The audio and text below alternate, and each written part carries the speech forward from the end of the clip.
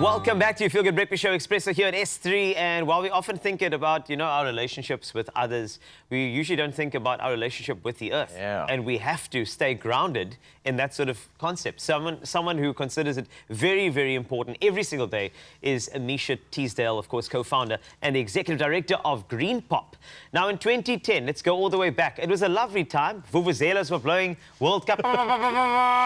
Misha gathered like-minded individuals to plant 1,000 trees in 1 month and hasn't stopped since. If you're looking for somebody who cares about the environment, finally you are barking up the right tree. He joins us this morning to share more about what Green Pop is all about ahead of their biggest annual event, Reforest Fest. We're also joined by some of the most talented individuals you'll ever meet, musical nerds, they call themselves, fondly referred to as the Nomads or Nomadic Orchestra. Please give them a proper introduction, a proper welcome. These guys are rooted in looking after the environment, and they're going to plant a seed today for you to look after the people around you and the world around you. Give them a big round of applause. Big round of applause. Come on. Yeah. What That's important. Introduction. Yes. Captain Planet is here. Yes. Wow, man, guys, thank you so much for being here. We're always excited to have this conversation, always excited to feed Mother Nature, re-empower the power. And let's talk about this incredible festival. Misha, straight to you. Thank you is what I want to start with, because it's been incredible to see what you've done from the beginning and where we're at right now. But let's take it back to the beginning. What started this whole thing? Where did the idea come from? What was it all about? And why did you do this incredible thing? So it started, I was doing documentary work, flew around the world, flew 360,000 kilometers, 12 countries, 4 continents, got back. Huge carbon footprint, and I was like, I need to do something about this. It was me and a friend of mine, Rowan, and then I brought Lauren in, my wife, and Jeremy Loops. Yep. And yeah, our mission initially was just to plant 1,000 trees in underdeveloped schools in the Western Cape, in the Cape Flats. And we spent a month putting trees in the ground, learning as we were going. And we got to the other side of that month, and we were like, there's just way too much momentum here. We cannot stop. Yeah. A lot of companies were calling us, like Boss Iced Tea. They said, can you plant trees on an ongoing basis? And so we started signing pledges and continuing taking companies tree planting. And yeah, haven't looked back. Oh, This is really great. I know why the sponsorship came through from Boss. I know. Your surname again? Teasdale. I thought so. I'm just saying, that's something that's really rooted in the actual face right there. Come on. Oh, man, this guy is just steeped in the culture of looking after the environment. We also have these 2 musicians over here, the Nomads, or the musical nerds, as they call themselves.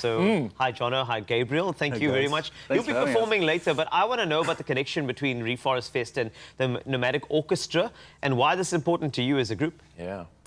Yeah, I mean, we played an event early on, a couple of years back, and we realized just how great it is. A lot of our brother bands, like Grassy Spark, also had been involved, along with Jeremy Loops. And, us as a band, we've been together since 2009. I think first Green Pop was 2011, so we're a bit older than you. Yeah. And you guys are planning to plant like 5,000 to 10,000 trees over the weekend. So everyone needs some moral support from the band, you know? Yeah.